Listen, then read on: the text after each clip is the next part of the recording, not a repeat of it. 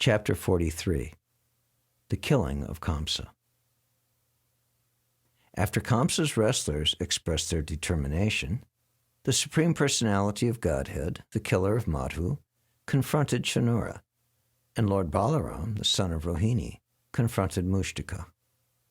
Krishna and Chanura, and then Balaram and Mushtaka, locked themselves hand to hand, leg to leg, and each began to press against the other with a view to come out victorious.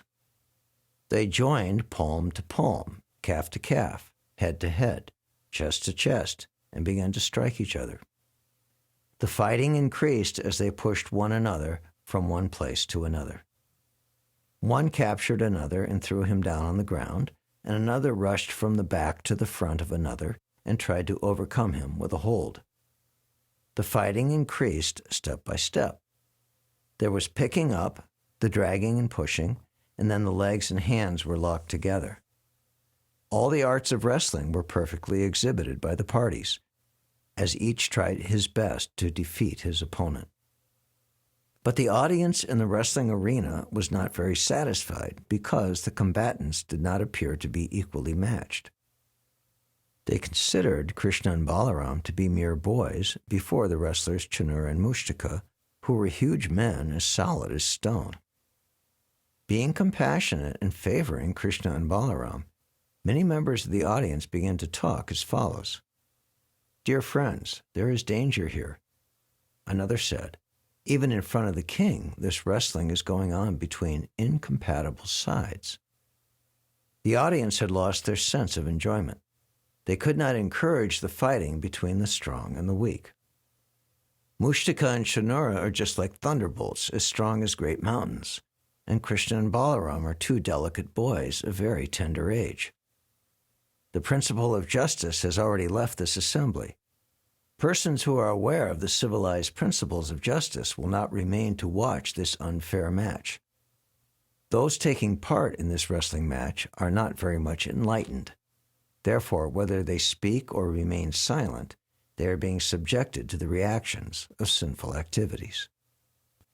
"But my dear friends," another in the assembly spoke out, "just look at the face of Krishna.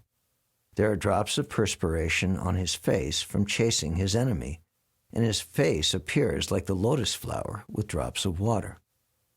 And do you see how the face of Lord Balaram has turned especially beautiful? There is a reddish hue on his white face because he is engaged in a strong wrestling match with Mushtaka." Ladies in the assembly also addressed one another. "Dear friends, just imagine how fortunate the land of Vrindavan is, where the Supreme Personality of Godhead himself is present, always decorated with flower garlands and engaged in tending cows along with his brother, Lord Balaram. He is always accompanied by his cowherd boyfriends, and he plays his transcendental flute. The residents of Vrindavan are fortunate to be able to constantly see the lotus feet of Krishna and Balaram, which are worshipped by great demigods like Lord Shiva and Brahma, and the goddess of fortune. We cannot estimate how many pious activities were executed by the damsels of Brajabhumi, so that they were able to enjoy the Supreme Personality of Godhead and look on the unparalleled beauty of his transcendental body. The beauty of the Lord is beyond compare.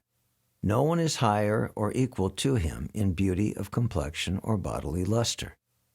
Krishna and Balaram are the reservoir of all kinds of opulence, namely wealth, strength, beauty, fame, knowledge, and renunciation. The gopis are so fortunate that they can see and think of Krishna 24 hours a day, beginning from their milking the cows or husking the paddy or churning the butter in the morning.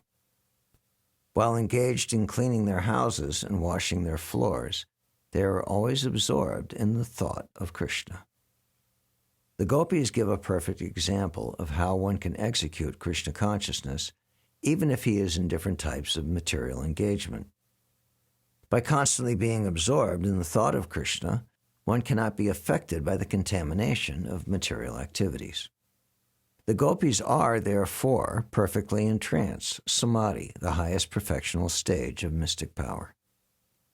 In the Bhagavad Gita, it is confirmed that one who is constantly thinking of Krishna is a first-class yogi among all kinds of yogis.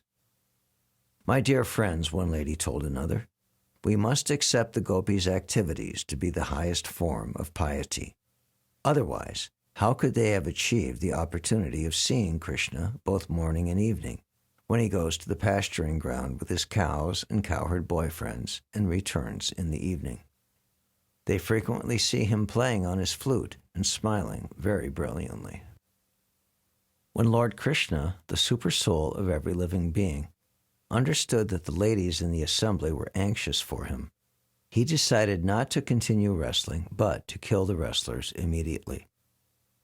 The parents of Krishna and Balaram, namely Nanda Maharaj, Yasoda, Vasudeva, and Devaki, were also very anxious because they did not know the unlimited strength of their children. Lord Balaram was fighting with the wrestler Mushtaka in the same way that Krishna, the Supreme Personality of Godhead, was fighting and wrestling with Chanura. Lord Krishna appeared to be cruel to Chanura, and he immediately struck him thrice with his fist. The great wrestler was jolted to the astonishment of the audience. Chanura then took his last chance and attacked Krishna, just as one hawk swoops upon another. Folding his two hands, he began to strike the chest of Krishna, but Lord Krishna was not even slightly disturbed, no more than an elephant that is hit by a flower garland. Krishna quickly caught the two hands of Chanura and began to wheel him around, and simply by this centrifugal action, Chanura lost his life. Krishna then threw him to the ground. Chanura fell just like the flag of Indra, and all his nicely decorated ornaments were scattered hither and thither.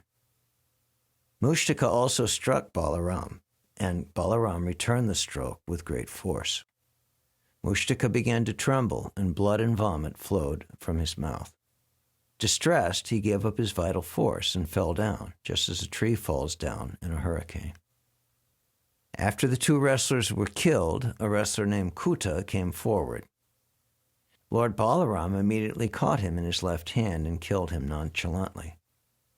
Another wrestler of the name Shala came forward, and Krishna immediately kicked him and cracked his head. Another wrestler named Toshala came forward and was killed in the same way. Thus all the great wrestlers were killed by Krishna and Balaram, and the remaining wrestlers began to flee from the assembly out of fear for their lives. All the cowherd boyfriends of Krishna and Balaram approached them and congratulated them with great pleasure. While drums beat and they talked of the victory, the leg bells on the feet of Krishna and Balaram tinkled.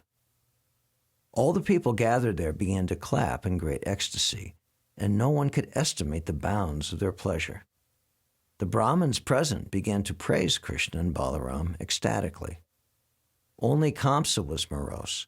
He neither clapped nor offered benediction to Krishna. Kamsa resented the drums being beaten for Krishna's victory, and he was very sorry that the wrestlers had been killed and had fled the assembly. He therefore immediately ordered the drum playing to stop and began to address his friends as follows. I order that these two sons of Vasudeva be immediately driven out of Mathura. The cowherd boys who have come with them should be plundered and all their riches taken away. Nanda Maharaj should immediately be arrested and killed for his cunning behavior, and the rascal Vasudeva should also be killed without delay. Also my father, Ugrasen, who has always supported my enemies against my will, should be killed. When Kamsa spoke in this way, Lord Krishna became very angry with him, and within a second he jumped over the high guards of King Kamsa. Kamsa was prepared for Krishna's attack, for he knew from the beginning that he was to be the cause of his death. He immediately unsheathed his sword and prepared to answer the challenge of Krishna with sword and shield. As Kamsa wielded his sword up and down, hither and thither, Lord Krishna, the Supreme Powerful Lord, caught hold of him with great force.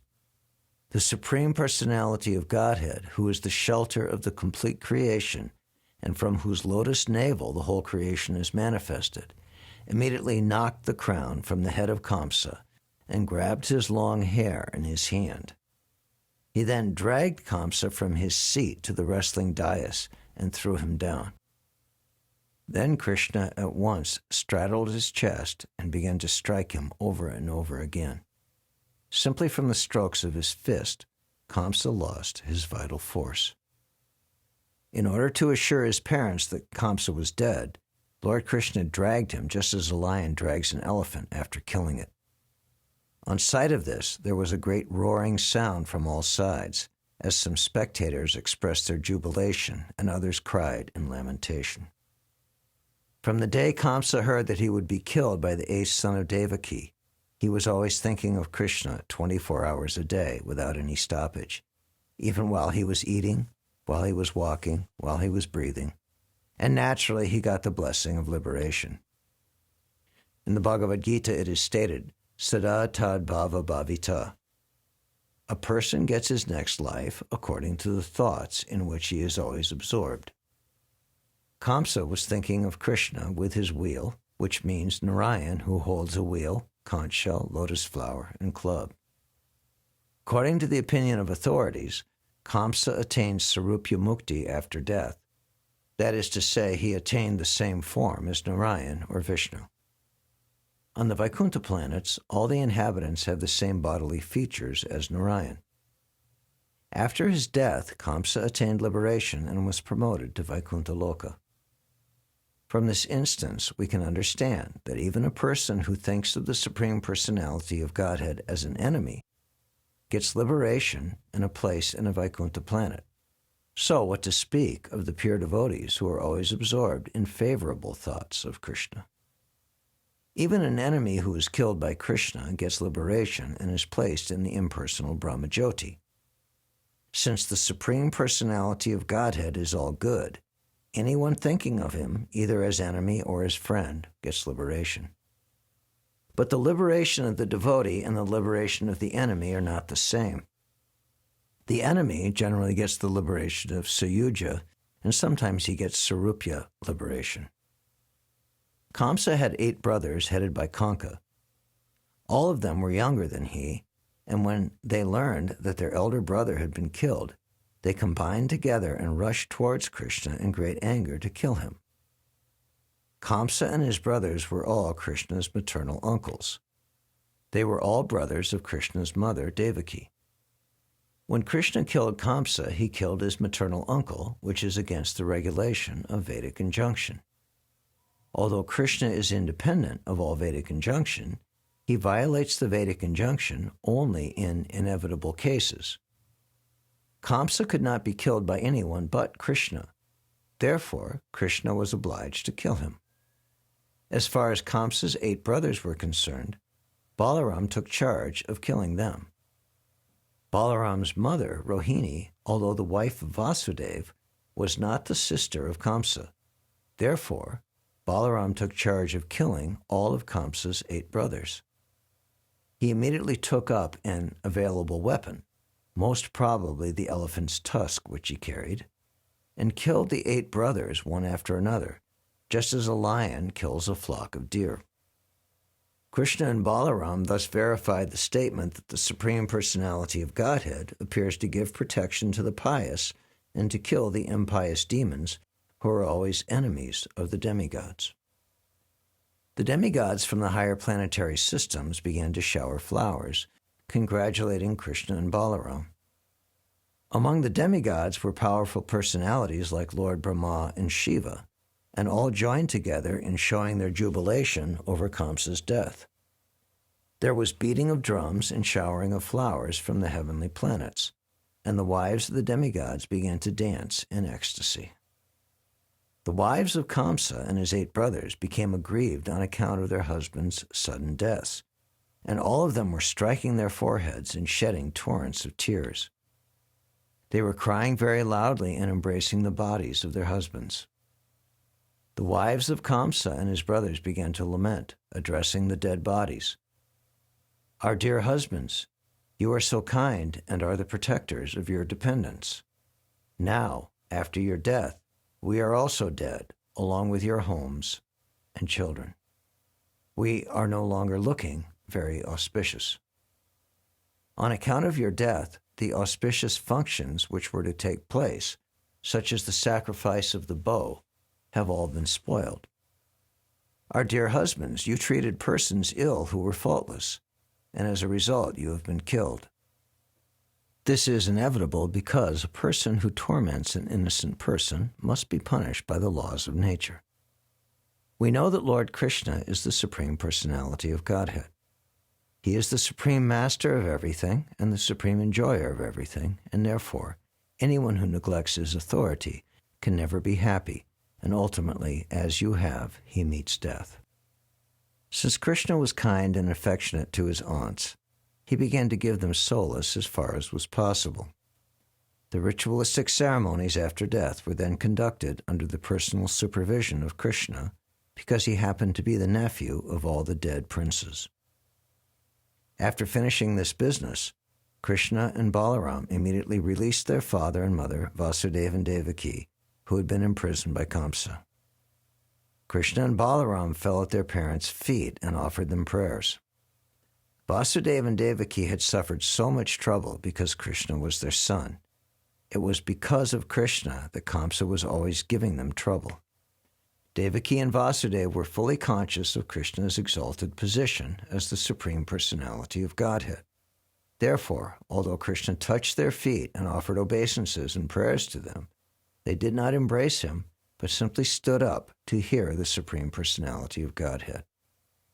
Although Krishna was born as their son, Vasudeva and Devaki were always conscious of his position. Thus ends the Bhaktivedanta purport of the 43rd chapter of Krishna, the Killing of Kamsa.